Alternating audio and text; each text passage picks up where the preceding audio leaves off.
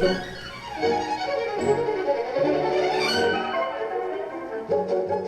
listening to the Spotless Podcast, where cleanliness is always next to podliness.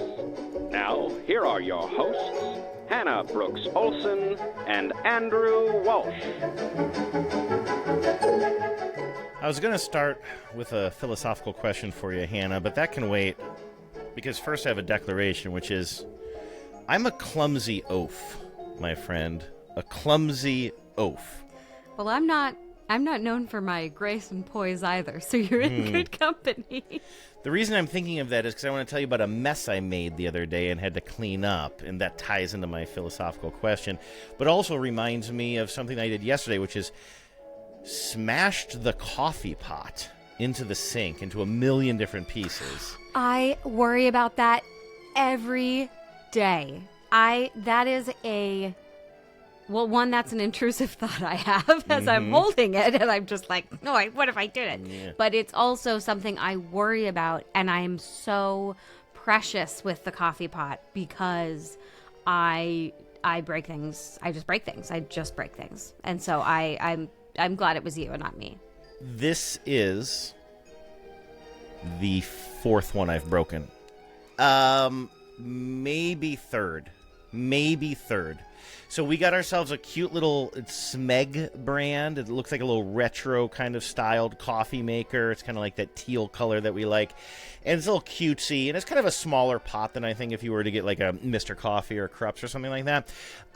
And we love this thing. And then I think maybe the first time I put the carafe in the dishwasher and probably shouldn't have done that, and so a little tiny chip came out of the pour spout, and so we just didn't like that, so I bought a second one, and then I believe I broke that one, and then we went back to the original for a little bit while we waited for the new one. Yeah, I think this is the fourth one I've broken, and the way it happened, I have a ceramic sink, right? Is ceramic the right word there? No, porcelain? What do you call like porcelain sink? Porcelain. Yeah.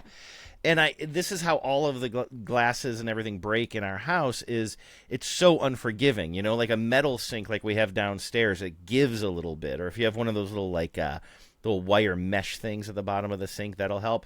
But we don't have that upstairs. So if a glass just tips the tiniest bit, it just breaks immediately. And what I did is I had the coffee pot, you know, the carafe.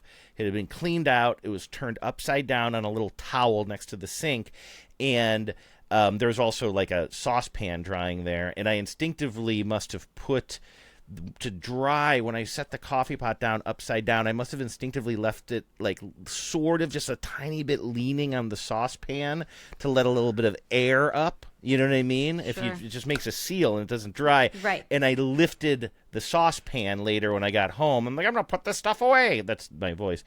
That's my putting stuff away voice. Yeah. And I picked up the saucepan and I just watched in almost slow motion as I watched my little carafe tip over and somersault down into the sink. And I let out a bellow that was so loud. Genevieve came running from the other room. What's wrong? Are you okay? And I said, I'm okay. But how do you feel about carafe number 5, baby? She said, I'll order one. She's like, I already have the page favorited, yes, ready to go. So that's on the way here. I had to make coffee out of a French press today, which is something I have not done in a long, long time. How did you clean up all of the glass in the porcelain sink? Because that feels challenging. That's a good question. It broke into a couple of bigger pieces. Obviously, threw those away right away. Like kind of the base kind of maintained itself, maybe mostly intact, and part of it. But there were a bunch of little shreds. Luckily, the sink wasn't full of dirty dishes. There were a couple of things I was working on there, but it was mostly contained into one part of the sink, the one corner of the sink, and it is a garbage disposal sink, so I really didn't want glass getting down there and then getting ground up. So I just carefully picked up as many of the big pieces as I could, and then I think I took a paper towel and just sort of like kind of wetted it the tiniest of bits and just sort of like scooped up all of that the best I could. And I was ready to get the vacuum cleaner, but I don't think I ended up needing it. I just put it right in the trash. Do you ever do the thing with a bread slice? Do you ever clean up glass with a bread slice? No, I've never heard of this. Oh yeah, this is like an old spouse's kind of thing. That you take like a slice of bread and you just squash it, and because it'll pick up even teeny little bits, and then you can kind of just throw it. And like it's so thick though, theoretically, that it like won't get your hand won't get stabbed when you're doing it.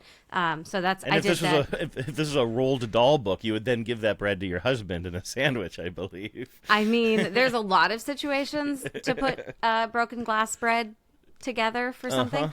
That is what I ended up using. At one point, we had a lot of little bitty little shards that got around when we broke a whole jar of pasta sauce. Just right onto because we have our tile in the kitchen is similarly unforgiving because it's like tile. Yeah. And it is, I mean, if you like look at it sideways, something will shatter in the cupboard just thinking about it. So, but yeah, the bread slice, it's a good way to do it. But I feel like, I have had so many instances to experiment with picking up little shards of glass. So that is unfortunate. I'm very sorry to hear this from you. Well, we're waiting for the new craft to get here. I don't even want to look at it when it gets here. I'm so nervous to touch these things these days. But the reason I was thinking about that was I was going to open the show with another story of a coffee-related disaster. This one less disastrous, just messy. But the philosophical question that I wanted to tie to it is, do we really make the biggest messes in the most inconvenient times or at the most inconvenient times, or does it just always feel that way? Because I can make an argument for the fact that if I am a clumsy oaf, I think I'm even more clumsy. I mean, this makes sense if I'm in a hurry, right? Yes, and so the other day, I was racing out to meet some folks. It doesn't matter where. And I remember leaving myself a lot of extra time because I was taking the bus to a place where I'd never taken the bus before, and I had to transfer. So I'm like, oh, this is good. I have nothing to do.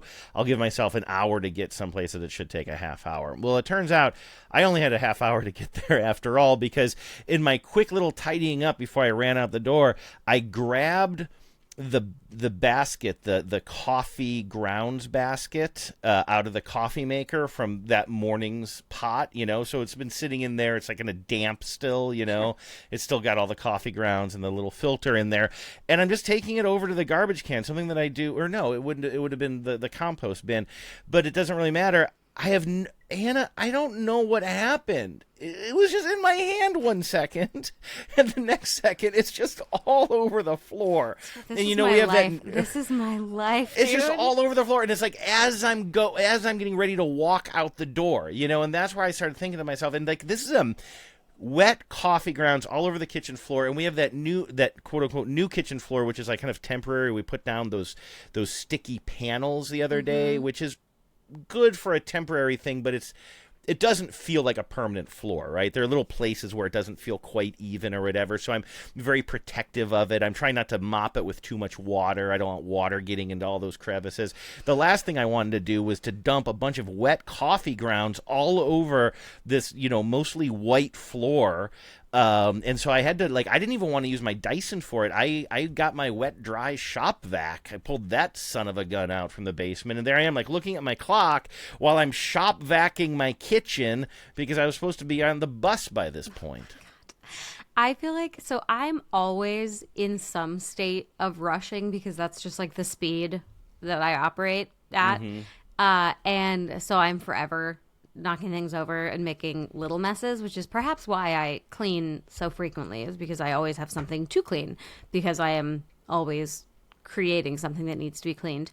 I think my biggest messes are usually planned in some kind of way. I was thinking about this the other day when I gave the dog a bath, and the tub afterwards, of course, was just was a mess. And I always have to time things like bathing the dog with the rest of where I am in my day. Because it's, if I've gone to the gym and then I've gotten sweaty and I come home and I want to take a shower, but I want to bathe the dog, and bathing the dog also makes me sweaty. So I don't want to take a shower and then bathe the dog. But when I bathe the dog, the shower and the tub gets disgusting, and so I'm also building in an extra I have to bathe the dog, then wash out the shower and tub, then I can take a shower, right? So in that situation, I the mess is part of it. It's part of the plan, but there are so many instances where because I'm trying to do too many things at once, because I'm trying to carry too many things, because I think I have enough time to do one extra thing, that I end up making more work for myself. And it's actually something I'm really trying to work on, because it does sort of then further inconvenience me, and it makes it so that I can't do a good job of anything I'm doing. Mm-hmm. And this maybe also is because I've been off my ADHD meds for the last 3 months. That could be part of it. That why I'm a little more frenetic. But I know what you mean. That where it's whenever I'm trying to tidy on my way out the door, I'm trying to do one last thing. I'm like, oh, I should just get these shoes together, and then in putting the shoes under the shoe thing is when I knock the shoe thing with my shoulder, and then everything falls off the top of it, and I'm like, right, and then I break something, right? Yeah. So I will say I was proud of myself for identifying what I needed to clean it up, because when you're in that mode where you're in a hurry anyway, and then something like this happens, then you're like, well, I don't want to do it right now. Let me just do it quickly or something. And so I was thinking the easiest thing for me to do would be to, grab the Dyson or whatever. But I'm like, if I use the Dyson to clean the most of this up, first of all, it's not as powerful as a shop vac. It's not going to be as effective. But also, then what's going to happen? I'm going to get a bunch of wet grounds in the Dyson. And the Dyson is not really a wet vac. You know what I mean? It also might smear, too. And your new Exactly. tile is mostly white. You might get more of a... You need something that can really, right? Because I wasn't going to use a brush attachment. I was just going to use, that little... But even then, so the other day, I was... trying to get out the door for one reason or another, and I dropped my pencil sharpener for my eyebrow pencils and my I can picture that. eyeliner pencils, right? It's a little pencil sharpener, and it is your school pencil sharpener you had where it captures the shreds, right? Yeah, I missed that. Right, but instead of regular lead, it has a waxy thing to it. So because it's lip liner and eyeliner, right? So that hits the floor and the shreds all fall out. And I did not think ahead well enough, and so I was just in a hurry. So I went, grabbed the vacuum, started vacuuming, and the little waxy bits against the wheels and the rollers, it looked like I had run over a drag queen on my bathroom floor. And it was in streaks of, it was a black and a brown streak and a red streak, and it's waxy. And so now I'm like, it's makeup that doesn't come off that easy, right? So I get the wooden part up, but now I've made this new different mess. Whereas if I had maybe thought it through more, I would have perhaps collected it instead of just going to the vacuum, which pressed also, instead of just sort of carefully collecting. Or just a different attachment in that case. Though, yeah. Right? The vacuum is right, but you just wanted the little beveled thing or something that didn't roll it around the ground. Yes. Yeah. Which also don't vacuum up the shavings from your makeup pencils. And so then I had to, and it's on our bathroom floor, which is this textured tile that I hate. It's it never gets clean, and stuff just gets stuck down in the ridges. It's awful. And is it in there because it's safer because it's non-slip or something? I think and things don't break on it as easily because it's a little more, like you said, it's got some more give. So okay. I then had to get down with makeup remover basically and do the rub it, and at that point, I was so beyond late that it's at a point you're just okay, well, this is just my life now. But yeah, it was. You're right that in the moment when you're rushed, you're probably not also usually going to pick the right tool. So I am proud of you for picking the right tool in that situation. I think my instinct, because all the vacuums are downstairs, so my instinct probably in the past, I think a different Andrew, a younger Andrew, a less enlightened Andrew, would have probably grabbed a bunch of towels or even paper towels back in the day and just tried to kind of shovel that up as much as possible and then wipe it down. I was really glad. I was like, it seems like a huge pain in the ass to come all the way downstairs, grab one of the clunkiest machines we have in the house, which is like, a shop vac. It's not super huge as shop vacs go, but still, then bring it upstairs, plug it in. For some reason, shop vacs have a very short cord, and I think the reason is because the expectation is they're on a job site, right? And so you always have like one of those orange extension cords you're plugging it into, maybe. Yeah, that's probably true. Maybe that's not universally true. Maybe it's just the one I have. It feels universally true. They're usually on wheels. You would think Yes. something on wheels would need a lot of cord. I think it's because they think of it as almost like another tool, like you're plugging a bunch of stuff in. So anyway, I drag this thing, it's like keep in the corner behind the cat litter box. I drag it upstairs, whatever. But I did put both of the long extenders on there. This is a used vacuum, so I don't have all of the attachments, but I do have two. So I didn't even have to bend over much. I'm just like, and once I just sort of resigned myself to the fact that this is how this is going to go, I'm really glad I made that decision because the shop vac sucked it all up. It's all in the shop vac itself now. Where it can, live. It didn't gunk up. Oh my gosh, I'm stopping because... Did you realize it's still in there? No, it is still in there, but that's fine. I'm remembering something vacuum-related that I've been wanting to tell you for weeks, and I keep forgetting when I prep the show. We'll get to it maybe later if I can think of it, or we'll save it for next week, and maybe I can do a demonstration. But anyway, I'm just really glad I didn't gunk up my other thing. I did do it right, but does it seem like we are... I mean, it makes sense, right? We make these messes when we're in a hurry, and therefore we're making messes at the time we can't make these messes. You know what's funny, though, is neither of us have mentioned, just asking our spouse, hey, can you clean this up? I made a mess and I'm in a hurry. But I would never because it's my mess and I made it. And also shame. I wouldn't. Also, I was home alone. I believe I was meeting Genevieve and some friends. So it would have just been there. I was not going to come home to that. That's for damn sure. I couldn't even if Keith was home, just be like, hey, I have made a mess, but I have to get out of the house now. Please help. I just wouldn't do it because it's no, you made this mess. Also, I'll save that favor for the time I break the 6th coffee carafe. You don't want to cash that one in too soon. No. All right. Well, that is my philosophical question and my admission that I am a huge klutz. I do want to hear, though, I got to say, as I was cleaning it up, I was thinking about Spotless a little bit, and we get great voicemails from folks that are often kind of giving advice, sometimes asking questions. We did this a little bit, but I would like to encourage people, just call in with the biggest messes you can remember making. Even whether or not it leads to a good story about how you cleaned it up, and I hope it does. I just want to know about the biggest messes you've made. Those are the best stories, right? I love a story about a mess that somehow spirals. Yeah. Where it just kind of keeps getting worse. I had the house I lived in, the first place I ever lived alone, it was in college, and I moved in, I want to say it was right around my 21st birthday, because it was in the spring. I remember that I moved in, and it was it was a house that was sort of divided up into, it was like an old Victorian house. It was divided up into 3 units, and so it was like a third of a house, but it was only really one big room, and I loved living there in Bellingham. And it was so cheap. I could pay the rent with the money I made as a waitress. It was great. Imagine being able to pay rent and having just one really hard job. Yeah, that you do at night, and then you go to college during the day. Yeah. But I mean, just imagine you can pay rent with one part-time job that you busted your ass at. There were days where I paid rent in a weekend. Literally, my tip money in a weekend paid my rent. I would be riding home on a Sunday morning, and I would have rent for the week for the month that I had made that weekend, because I had worked all weekend at night at a bar, so I could just make cash. And I paid my landlord in cash most of the time because he was, I believe the medical terminology is a tweaker.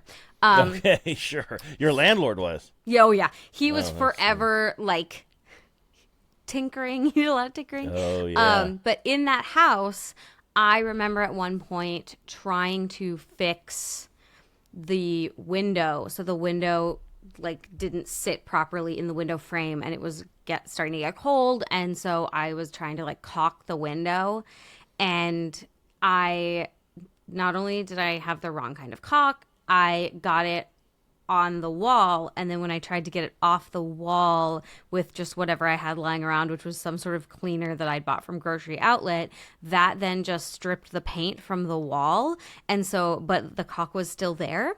So I ended up having like a big like drippy caulk mess all along the bottom of the window, a drippy caulk mess along the side, and then stripped paint all around it. Oh God. Yeah, so I was trying to clean, and then I made it worse. And then some of the caulk got on the carpet. Fortunately, the aforementioned landlord didn't have the firmest grasp on like what anything looked like before. So ultimately, I ended up just like chipping the caulk like kind of away, and I think I ended up repainting part of the wall because I don't think he would have noticed. It was a very oddly. It was one of those places that was. He had. It, like, you know, like people refer to the landlord special. This was like the landlord like Memorial Day closeout sale. It was there was just a lot of unusual things about it. But I just remember being in that situation of trying to do something and getting like feeling it getting out of my control as I was doing it with just like caulk on my fingers, and like it was in the frame of the window, and then it was getting over here, and I was just angry and panicky at the same time. Everything I did was going wrong and wrong and wronger, and my little dog was just staring at me the entire time like, this is a mistake. Bingo, our cat Bingo would just see this as another project he could help with. He loves projects. So I need to tell you a quick story here. This isn't even about cleanup, really. Maybe I'm straying too far afield, but you can picture my old apartment, right? The place we lived right before this in the Roosevelt district, and you were in my studio. So this was a house that was a 2-story house, but at one point it had been jacked up off the ground and then set on top of a business. So the house that used to be 1 story and then a 2nd story was actually 2, like 2nd story and 3rd story now. And so you used to be in my studio where we'd do the show. And if you can imagine the way you used to sit at the guest position of my studio, you could look right and look out the window. And there's a tiny little alleyway there. And then there was another building next door, right? Well, right above my office was our bedroom upstairs, and it was a really weirdly laid out house, generally speaking, and Genevieve had like this walk-in closet up there, and it was the only time we've had a walk-in closet, but it was really kind of funky shaped, and it was kind of almost like a little attic space sort of that had been turned into a closet, and the bed was in the doorway of this little walk-in closet. I don't think it had a door that closed. And there was also a window at the far end of the closet. And one day, Genevieve sat down on the bed, I believe, and I think in just a rare moment of just, I don't know, just being a free spirit, instead of taking her shoes off, she kicked her shoe off towards the closet, but it had way more oomph behind it than she realized, and it just sailed like a perfect little football through the uprights, right through the window, and I believe landed on the roof of the building next door. We were renting this place, of course, and so I think that she just straight up was like, shit. And just like right away, I think she got some sort of a pole or something to retrieve her shoe off of the roof next door. I think it landed right on the edge of the roof. So she was able to get it back and didn't even tell the landlord until we had replaced the window. She's like, I'm just going to we're adults, we'll spend the money, get this thing replaced, and then just tell the landlord what we did afterwards, because we didn't really feel like dealing with his timeline and his bullshit. And also, there was no getting around the fact that this was just renter mismanagement. You can't kick your shoes through the window. And like what other, like, it reminds me, I don't know if you were like a Berenstain Bears kid, but there's the story of like the lie that gets out of control, that the kids maybe they're playing soccer and they in the house and they're not supposed to do that, and they knock over a lamp, and then instead of admitting to it, they're like, no, a bird came in and just like knocked the lamp over, and they just tell the story that like kind of keeps spiraling. I feel like there's no story you could tell your landlord about how that window broke that wouldn't be that, where you'd be like, it was a large bird. Yes, that was flying outward for some reason. It was trapped in the house. Right. And yeah, I just She was able to get the shoe back with the pole. That's good. She was able to get the shoe back, I believe, and I think she was just really embarrassed. I think we just cleaned up the mess. I think I cleaned up the mess on the outside because all the glass, we were inside, so the shoe went inside to outside and took the glass with it. So I went down the alleyway and just probably swept that up, and then I think she reached out of the window with like a long broom or something to get her shoe back, and then probably just boarded it up or something until she replaced the window, and then told the landlord about it. He was a pretty bad landlord too in some ways. So. It's like the worst fake burglary ever, though. It's like those stories of someone like murders their spouse or whatever, and instead of to make it look like a robbery gone wrong, they like break a window, but they break it outward. Yes, exactly. Happens all the time in true crime. It goes from Berenstain Bears to Encyclopedia Brown really quickly. Did you do the Encyclopedia Brown books when you were a kid? I was pretty big into Encyclopedia Brown. I remember a big one was something like, how did they know somebody was lying? And the lie was that they were inside a house at night and they saw something happen outside where it was dark or whatever, and it was like, no, if you knew anything about lighting, you would know that if you're in a well-lit house looking out, you're just going to see a reflection. You're not going to see into the outdoors. Okay, biggest messes. Get at us. 508-469-9274. That's 508-HOW-WASH. That is the listener line, or the spotline number, I should say. You can also record a voice memo and email it to us, spotlesspod@gmail.com. And we're on YouTube now, Spotless Pod. Look for us on YouTube. You can watch this whole episode if you're interested in seeing me not make eye contact. Hannah, before we get in, we have a great voicemail coming up here, by the way, from somebody who has the inside scoop on car detailing. After my long, boring story about trying to detail my own car on the last show, we had raised this idea of like, there must be like specific professional tools that car detailers have access to that we don't. And boy, do they have access to some tools. We're going to hear about that in a second. First, though, you had a battle with a stain, I understand. Yeah, I had a carpet stain on one of our sort of area rugs, and I at one point had tried to clean it with, I got some Woolite high traffic pet dirt foam stuff, and it made it 1,000 times worse. Can you tell us about the stain, or is this embarrassing? Yes, in some way you don't want to tell us? It was just, I think it was just blood and vodka. Yeah, it was, there was some glass and a slice of bread involved. It was like a splash of mud or muddy water. I think the dog had tracked something in. Okay. It was right at the point of the carpet where she launches herself onto the bed. And so I think it was like the repetitive motion of her coming running either in from outside or whatever, and it was just ground dirt into the... Yeah, kind of accumulated. Yeah, right. And so it was just kind of like yucky originally. So then I use this Woolite foam. I get it all in there, and that makes it 1 billion times worse. It makes it darker. It makes it more clear. It looks horrendous now. Like, it has just something about... The Woolite fed it, made it stronger. Uh-huh. So then I was just mad for a while. And then one day I was doing some cleaning, and I was like, no, I can't, I cannot abide by this. So I flung open the cupboard, and I was trying to figure out what else I wanted to use. I had tried Folex on it at one point, and it hadn't really, it had kind of helped before, but I wasn't jazzed with the results from Folex before, which is why I'd gone to the Woolite. Are you also starting to get that phenomenon now? Also, the rug around the stain is getting cleaner than the rest of the rug, so it's sort of standing out in that manner? Yeah, there's a little bit of that happening. It's also just like, it's kind of a shitty rug, so there's that. And I just needed the worst stain gone. And so I was sort of just looking at, gazing at my tools, and I still had the spray bottle of Grandma's Secret that I got from Home Goods or Ross some ages ago. And I was like, okay, Grandma, you know what? It can't get worse. It literally can't get worse at this point because of how bad it's already gotten. Mm-hmm. So and the thing about the Grandma's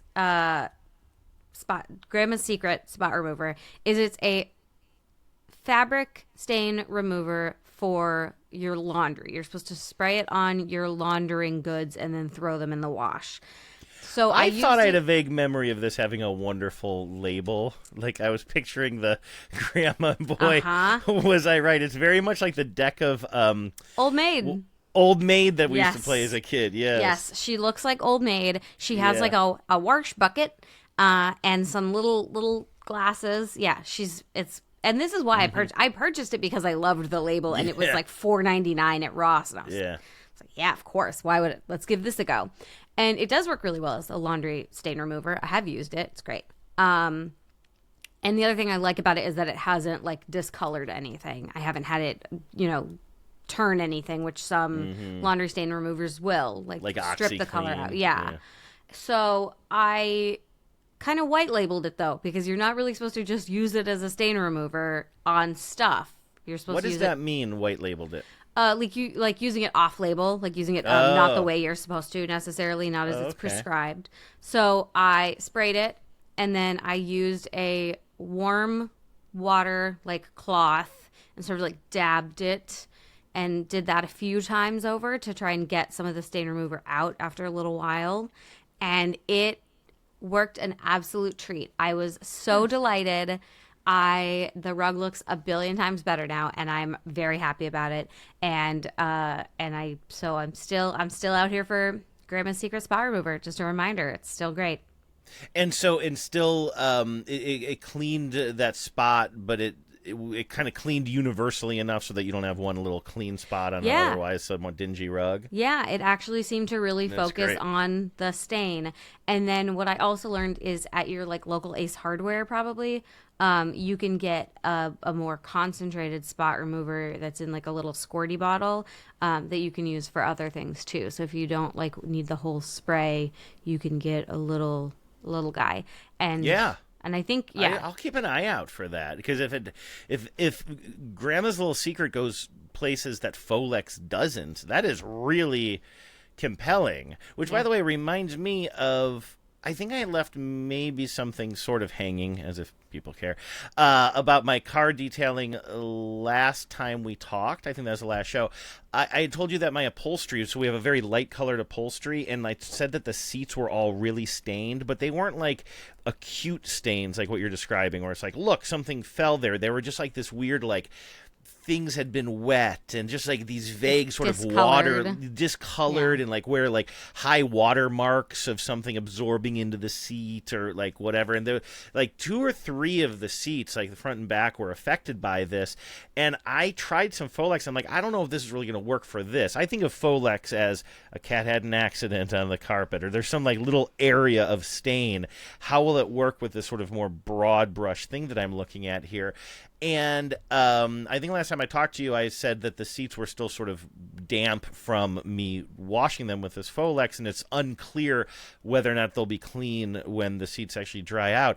They dried out really nicely. If people have these kinds of stains on their upholstery in their car, Folex, like, I could go back and maybe even get a little bit more detailed here and there, but I have been, the next day or whatever I went back out to the car, I was so shocked at how clean those seats came out. Folex is still my number one. Folex is very good for the interior of cars. I had a big old stain because I spilled coffee on myself on my seatbelt.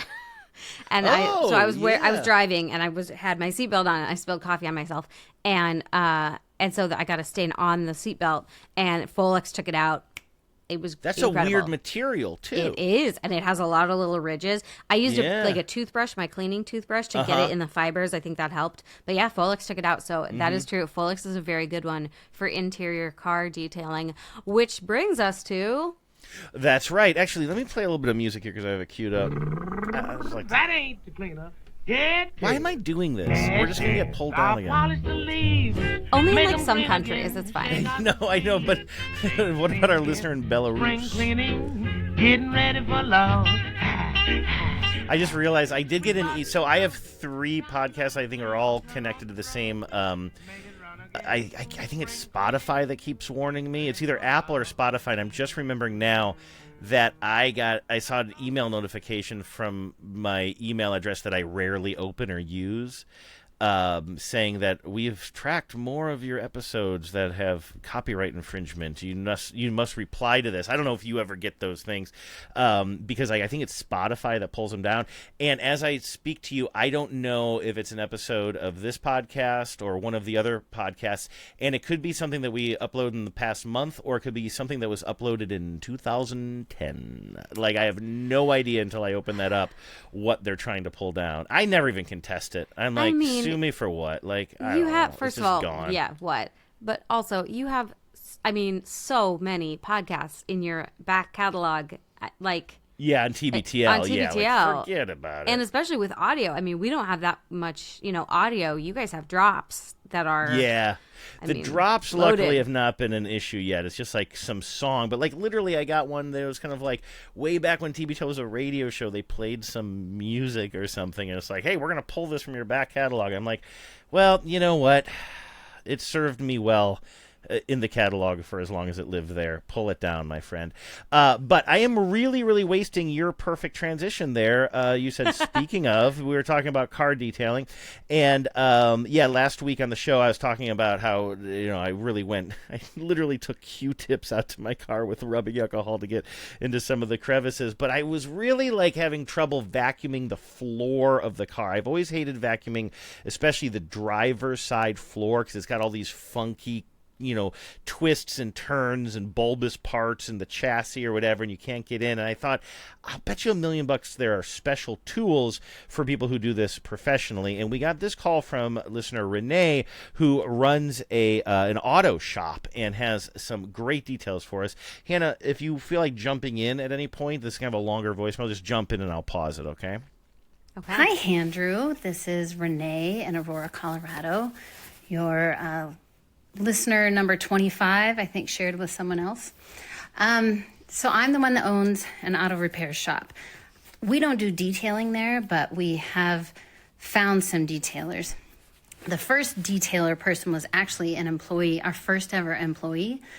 He came to the shop with that experience, and we had him detail my car, and I was just so disappointed. No, that's not where it goes.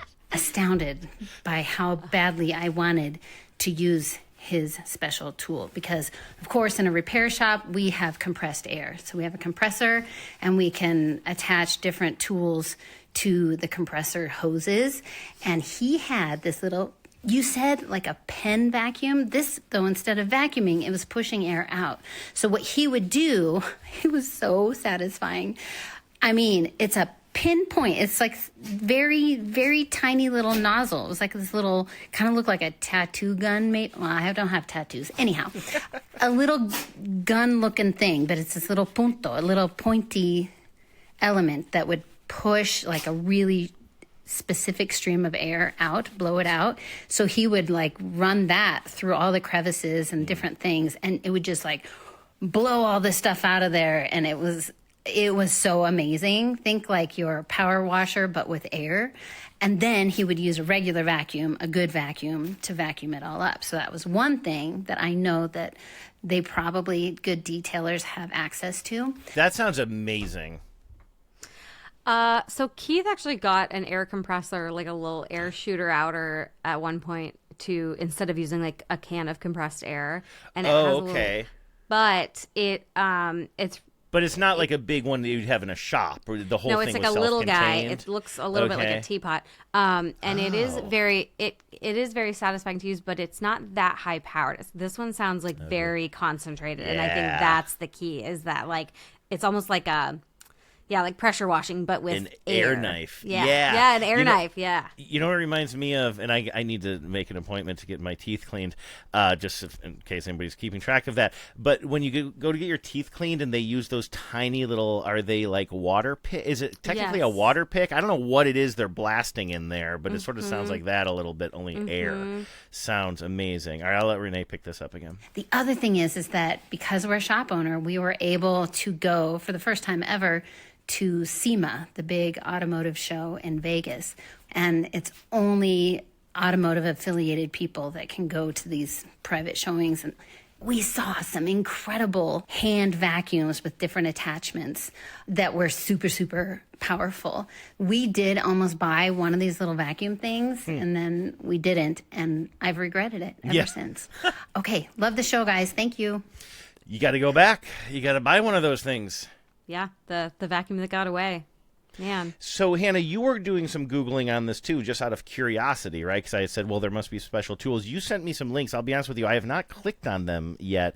What did you find out there? This is stuff that, like, it's made for professionals, but we can all get our hands on it? Yeah, so one of the first things I found was several Reddit threads of people just, like, who were professional detailers talking about what they liked, which is, like, immediately I'm into.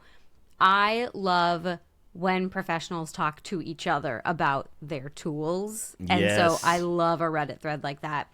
And so I was kind of looking around to see what sort of stuff they were talking about. So one of them, so click the first link I sent you. Okay. Little brushes, it looks like. They almost look like makeup. Are these makeup brushes? They basically are makeup brushes, or like fingerprinting fingerprint dusting brushes, but for detailing cars. And I love them. Oh. And they look very soft. They're very soft. Incredibly soft. Yeah. They also make similar ones that are basically larger Q-tips to do what you did with your Q-tips that are more pointed, so you can get in and around all the gauges. So they make tools for that, so you don't have to use actual Q-tips. There's tools for that. Ooh, you know what else is telling about this? So this is from, and I know you'll share these links. These brushes are advertised here, are sold on something called Detail Geek, which I'm sure I could spend a lot of time on this website. But I'm looking at all the different photos of them. And one thing that I like that I didn't think of is they're showing somebody detailing a car with one of these brushes, and the hand is wearing like a latex glove. I guess if you're a professional car detailer, it never occurred to me, you don't want to be getting your fingerprints all over everything. So you're wearing latex gloves while doing the job. I imagine also using a latex glove would be helpful to not also touch someone's yuck if someone's car is really gross. Good point. Good point. When I was a commercial janitor, we were supposed to wear gloves, and we almost never did because it made it very difficult to do a lot of things. It's hard to operate a spray bottle sometimes with a glove on. It's hard to maneuver a rag sometimes with a glove on. And also just I don't like the way rubber gloves feel. I have the luxury of your not hands having get to sweaty use them. underneath there, sort of. Ugh. So we just wouldn't. But I think if I were detailing someone's car, I think you're right. I think for your own safety and for their safety, you might not want to use them. So then I also found a car vacuum with specific car attachments. I have to go buy this right now. I know, right? This is what I was talking about. Yep. So they make specific car vacuum attachments, because one of the things we were talking about is how there's little spaces when you're cleaning a car that are just impossible to get to, like the little crevice. And there's one that's a little snaky boy, so you can sort of wind it around. And this is an attachment on this tiny little. The vacuum itself is maybe the size of. Yeah, it's a little bit skinnier than our little kitchen, but it's a handheld little, like a flashlight, like a small flashlight, essentially. And it's USB charged. It's a USB charger, nice. too. And then you're saying an attachment. Oh, here are the attachments with the snaky thing. Oh, wow. There's really good so attachments. Sweet. I know. So $70 it looks like.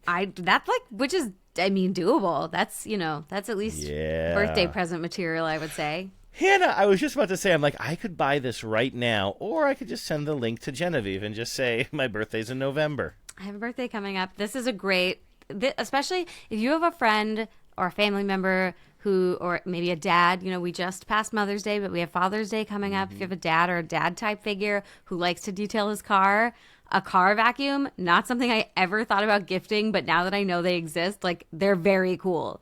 Yeah. And then the next link down is you can actually get a kit of just detailing products. So I think it's something kind of like Armor All for the dash. It's interior cleaner. It's, leather care. It's stuff for the glass. And to solve your problem, Andrew, it comes in a caddy. A little caddy. This would make, honestly, a perfect So you gift. don't have to carry it all out. Yeah. Which would be nice. But there's also, different kinds of little cleaning tools you can get. Yeah, it's fascinating. And it's so funny because obviously I'm not a car cleaning professional. I just clean with whatever I have. Mm-hmm. And the same is true for everything in my life that I have to clean. I don't have very many specialty cleaning tools for almost anything. But knowing that there are tools for that job that make that job easier, it is very appealing to me. And yes, okay, it's consumerism. It's just buying more shit. But also, if there's a way to, one, make a cleaning chore more enjoyable, and two, make it easier, I feel like I didn't know that was an option. I didn't know there were these tools that regular lay people like us could have to clean out our cars, or honestly, whatever other little spaces. I feel like these would all be really good if you had like any other kind of small spaces you were cleaning. I mean, even the little car vacuum would be great. I feel like if you have children and they just drop Cheerios in all kinds of little crevices in your house. Mm-hmm. I'm looking at this thing. The vacuum doesn't seem that dissimilar. I kind of mumbled this earlier than the one that Genevieve got us for our kitchen. So we got I think I also broke the old coffee grinder. Now, that one really was a heartbreaker. It was not a fancy coffee grinder. In fact, it was the most basic one that a young adult Andrew probably bought in 2002 or something like that. Goodness. I think it literally was Krupp's brand, just like little cylindrical thing like this. You put some beans on top, you press it. That's like the most basic coffee grinder. But like the older I get, when I hang on to something like that for a long time, I really like the idea of, hey, I've had this thing for a long time. Well, and yeah, I that kind thing of put could some vote. value. Like, Yeah, exactly. You got it a while. I probably got it in 2002 or something, and then I don't think it just burned out on me. I think it was one of those things where I dropped it again or something, and I was like so mad at myself. Again, I really beat myself up when I do stupid stuff like that. So we end up getting what we probably needed anyway, which was a better coffee grinder. We have one now where you kind of put coffee on top, and it kind of stays in there, and it's not a big guy. It doesn't take up that much space on the counter.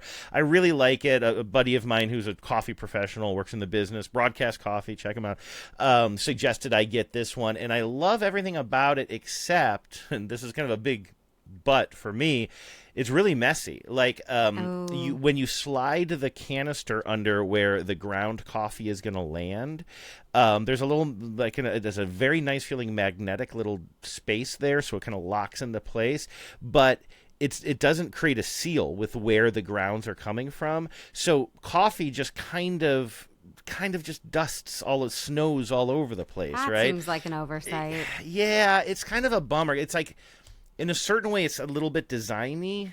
I mean, it's an appliance. It's not design. It feels like there was a lot of intention in it. You know what I mean? It's not a piece of junk, but I do wonder, like. But did anybody actually use it end to end and see what happens?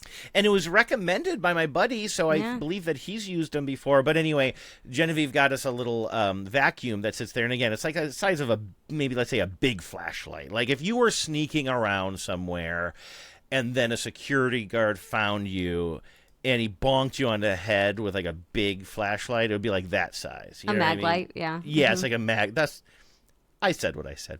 So anyway, it's about the size of that. And I like that thing, but I think Genevieve, she kind of got it as a little surprise for me, but I think she got it on some sort of like, I don't know, dude, she signs up for these little deals, like internet deals. I don't know if it's a Rakuten. I don't know what it is. But She's I think queen of getting deals. She loves it. But every now and then, and so it's good for what it is. It lives next to this little coffee grinder. I'm trying to only use it for messes in the kitchen, like small little messes in the kitchen. We have that new stove now. You talk about how hard it is to clean the tops of these stoves because they have these big metal heavy grates. Mm-hmm. So like I use that to like kind of clean up after cooking a little bit. I can kind of like get in there. But I'm trying not to use it on the floor or anything that isn't like food related. Anyway, I want a separate one that is, and I'm guessing that this one I'm looking at online that is made, and it's $70. and it's made specifically for cars. I just have a feeling it's going to be a little bit more robust probably than this little kitchen one we have. I'm very excited about this, and I think I might just buy it now. It might be higher powered. I bet you it is. Because I have a similar stick vacuum for sort of kitchen messes, that same kind of deal. I use it also.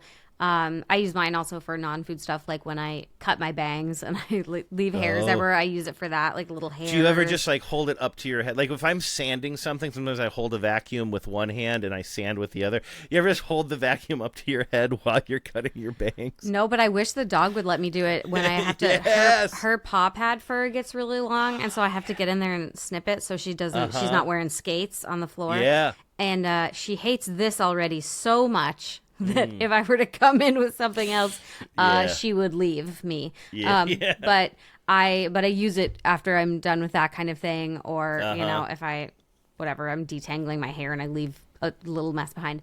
And I really like the convenience of the teeny tiny. It is the size of a mag light. That's about right. Yeah. Right? I like having that small vacuum where I don't have to go get the Dyson, do the attachment, do the whole thing. I just pop it off the charger. Right. It just sits on a charger. It's really great for stovetop. It's great for the crevices between the stove. It's great for if you spill flour, and you just need to get a little mess picked up. But it's not super high powered. And I feel like the one for car upholstery probably has a little more zip to it. That's exactly how I feel. And you and I have not, I guess we have no reason to feel this way. All we've seen so far is a picture, but I feel the same exact way. I like this little guy I have, but I have a feeling this one is maybe, especially at the price point, not that $70 breaks the bank, and especially, whatever, everything is expensive these days, but I'll just have a feeling the way this is advertised, I am more optimistic. And you mentioning using your little vacuum for little hairs or whatever, it occurs to me I probably wouldn't keep this in the car because I'm probably not using it.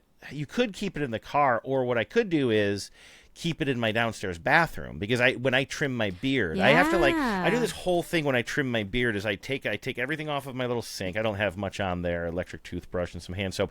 I take it all off. I put down a full bath towel, and then I take my electric beard trimmer and I trim my beard, but so much comes off because I only do it once every 2 weeks or something, and then it collects in my towel. Then I take my towel outside and I shake it before I put it in the washing machine. I don't know what you got to do something with that hair, right? You can't just throw it in the washing machine. That seems like a dangerous game.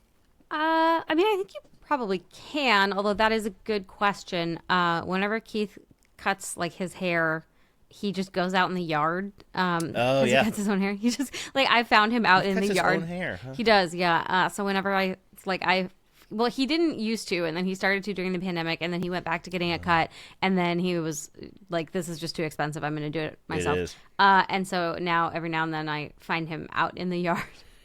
Just sitting in the middle of the yard, and I'm like, oh, haircut day. But he trims his nails out in the yard, too. He just goes and sits on the back porch. I was going to say that ever since I've moved into this house, I never did it before because I didn't have quick access to the outside, but I have this little basement door right here into the stairwell where our sump pump is, and I only trim my fingernails outside. I did not know that there was another one of us out there. There are twos of us. There are dozens. I only trim my nails outside. Mm-hmm. That's what he goes. Yes. He goes out on the slab and to do his nails too, and then I think for he shaves his beard downstairs. Yeah, because our back, when you step out of our living room into our backyard, there's just a concrete slab, so we just call it the slab. Yeah. And then every time he's out there, Lola thinks he must be doing something very fun. So she goes running out there, and she's like, "What are we doing?" And he's like, "This is not interesting at all." And she's like, "I don't even care." Trimming my nails. She's like, "Oh, I hate that. I hate it when that happens." Yes, exactly. Run the other way. Mm-hmm. Do you trim her nails yourself, or do you take her to a grooming place? I do, because she would never let a groomer be anywhere near her. Really? Because she doesn't. Even your sister, the professional groomer? I don't think so. Really? I don't cut her nails. Actually, this is another use for the stick vacuum. I have a little Dremel, a little grinder that I use, and so I grind them, and I have a special quiet dog grooming. That sounds Dremel. So much better. The idea of actually clipping a dog's nail, I can't even say it. Her nails are black, are all black, so you can't see that. So I was picturing, yes, you can't see what's in them, and so I use the little grinder. She hates it, but so what she gets is don't worry, because she gets treated to something excellent, which is that she gets some dog squeeze cheese on like a little lick mat, and she has a little nubby mat. So Squeeze cheese on a lick mat. Ain't nothing better than that. I would say you would accept that for procedures you wouldn't want to have done to you. So she just sits there and goes, yum, yum, yum, yum, yum, yum, yum, yum, and while I do it. And then every now and then she notices I'm doing it, and she gets annoyed, and she tries to like move, and then... that's not a treat afterwards. That's what calms her down. That's how I get it done. And so interesting. But then the shavings leave a little pile, and so I get in there with the stick vac is good for that too. Yeah. So, I'm thinking about maybe buying this thing and then keeping it in my downstairs bathroom, because even after my whole towel deal, I still find the little bits, and then I'm kind of like chasing them with a little towel or something, and it just never feels satisfying. And cat hair and other like bits, it's nice yeah. little. I feel like now that we have the technology for little vacuums, it is really nice to have Every little room. Vacuum wherever you need it. Yeah. Every room. You should vacuum not. in every room. You should be able to just reach wherever you are, 100%. and there should be one. There should be one in your hand. I said that about scissors one time. I don't know when it was, but I was like, I just got to a point in my relationship with Genevieve. Not that it was her fault that I couldn't find scissors, but it's just kind of like we had 1 or 2 pairs of scissors, right? But they were never where we last saw them or whatever. And I just remember it being like, I'm an adult. I'm going to buy so many pairs of scissors, and I'm going to put scissors in every room now. We have you're pointing to them hanging behind you. I literally have a pair of scissors right on my bulletin board. I hang them there so I know where they are, because, and maybe this is true, maybe this is where you get this too, is when I was a kid, I felt like there were some things that were just so high value in the house, and it was like tape, functional batteries, and a pair of scissors that could actually cut something, right? Yeah. Like, there were just things that you would, like, sell one of your siblings for because it was so valuable in the house, and, like, one of those was a decent pair of scissors. Yes. And so now I have, like, my nice office scissors, and they hang on my bulletin board because I need to have my good, just in case I ever need them. I just need them. Now, it's good that those have a place and they stay there, but we live in a house where I am very meticulous about returning things where they came from. Genevieve is less so. And so I just make sure that we have doubles upon doubles. Like right now, I can tell you we have one pair of scissors in our in a little drawer next to the basement sink. We have one pair of scissors in like Genevieve's pen jar on her desk downstairs. Same upstairs, same 2 locations upstairs, and I think we have one in a toolbox upstairs as well. We have at least 5, and because of a project I did with TBTL last summer, we have a box of about 50 scissors out in the garage. So anytime scissors go missing, I can just go grab a new pair of scissors from this box in the garage. It's one of those things, though. It's like when you can't find them and you don't have them, it is the worst. It is. It really is. Oh man, it's so true. Scissors. Tape measures. There should be one in every drawer, basically, because I can't ever find those when I need one. They just they're squirrely. They just move around too much. Box cutters or some sort of like blade like that can open a box or something. That's another thing. When we were clearing out my grandfather's stuff, we found so many blades, like straight blades, like because he had one everywhere, and he had them from every job site. He had promotional ones and so I took a bunch of them, and now I have a straight blade, like a box cutter, a razor blade everywhere. Spread them around. So I can always open a box or break down a box, and it's like, especially, I don't know, I feel like I spend so much time breaking down boxes in my own home, just of like things that come in the mail, and so it's very nice to not have to look for it. Yep. Yeah, it's nice. All right, hey, I have a question for you. Yes. Did you know that your mom listens to the show? This show? I better clean up my language then. That's right. Your mom would never swear. She would never. She is, of course, our number 1 listener, and she left us this voicemail. The first thing that she's referring to is a conversation we were having about how some people think it's easier to clean things that are not their home. And I believe, I'm sorry, maybe I should let you set this up. You were saying that like your mom sort of had that relationship with like an RV kind of situation that you guys would go on trips in. Yes, our camper. Yes, we had a camper that sat on top of my dad's old truck that we got when it became clear that having 3 children and a dog for 9 hours riding in just the back of a truck with a canopy on top was not super good. And so we got this used camper, and we would travel in that instead. And we noticed that my mom loved to clean it, which was weird because she didn't clean anything else ever, really, ever. But she loved to clean this little camper. I thought that's what I remembered, and I was saying I wasn't sure.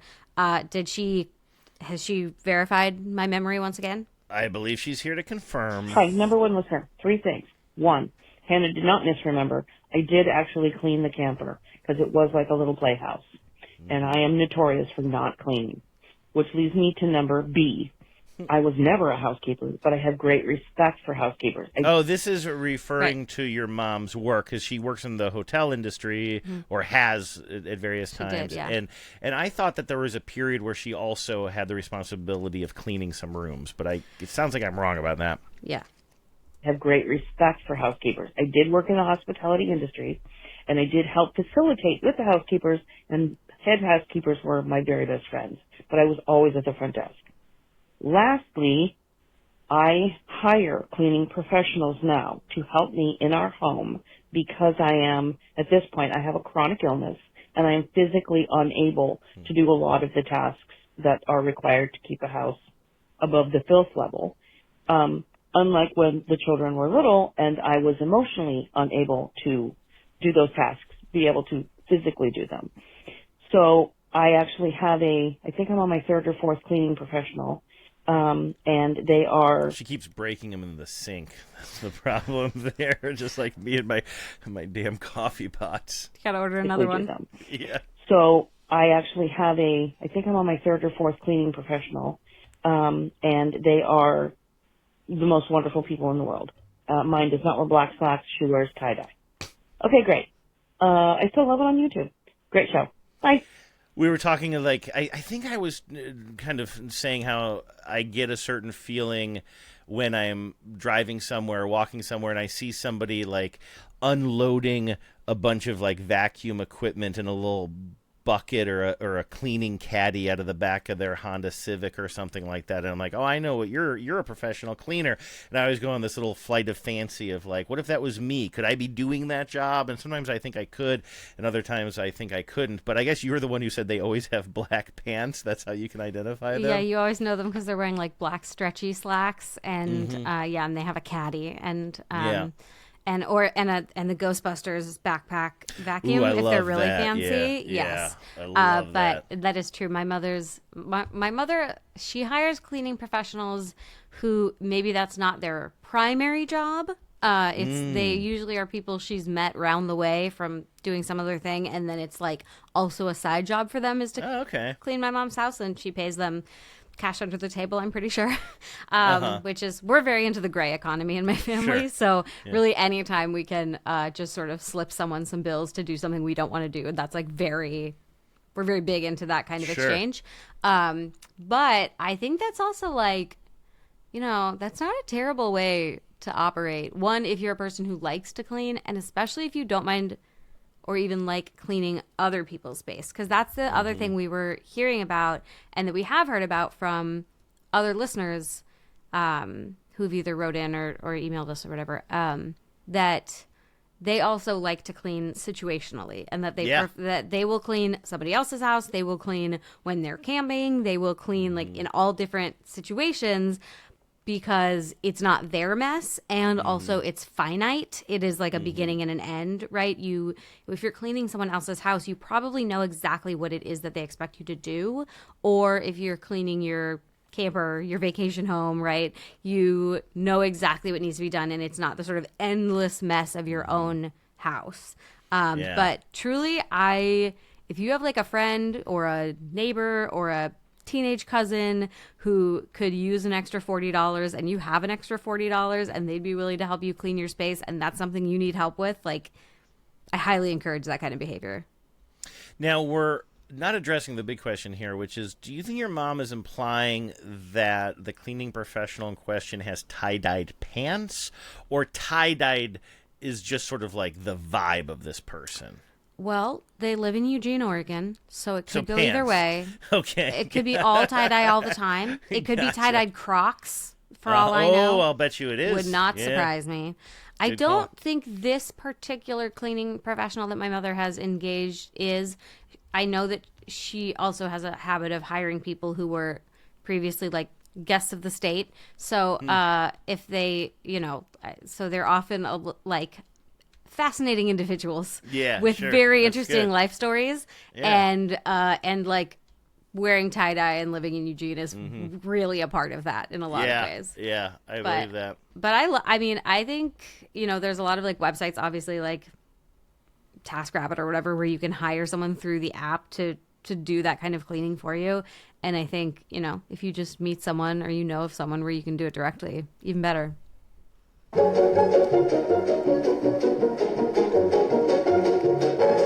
Before we get out of here, Hannah, I just want to say something that I should have said a long time ago, which is congratulations on the microphone setup. I think it was maybe 2 shows ago where you were really struggling with your mic because your microphone stand was broken. And now, first of all, you sound great, and I see that microphone is coming in just off screen or off camera there. It looks very solid. It looks like it's comfortable for you. Did you just get a new arm, or did you fix that baby, or what? I turned it around. Oh, there you go. I just sort of, I leaned into the brokenness and I just sort of switched it up and over, and then I angled all the other things the opposite way. And so then now it's facing like this. It's but yes, perfect. I know. Great and the other microphone placement. It's so good, and the best part is that I don't hit it when I gesticulate, which is yeah. really critical because as we started our show, I too am very clumsy, and I have a very bad habit of running into it when I have something to say. I bumped my microphone the other day and knocked the whole thing out. I think I got a bad connection somewhere. I was talking to Luke, and I was just gesticulating, and then all of a sudden I just totally lost my audio coming out of me. And some people have said it was the best 5 seconds of the show. All right, we got to get out of here now. Don't forget, we want to hear about your biggest messes and how you cleaned them up, if you cleaned them up, but that's not a prerequisite here. Just let us know about the biggest messes in your life that you can remember, and we'll tell you how you can call us in just a second. Thank you, everybody, for listening. It's always fun. We'll talk to you in a couple of weeks. You've been listening to the Spotless Podcast. If you have a question for Hannah and Andrew or some cleaning advice, call the Spotline at 508-HOW-WASH. That's 508-469-9274. You can also email them at spotlesspod@gmail.com. We'll be back soon. But until then, always remember, life is messy, but it doesn't have to be.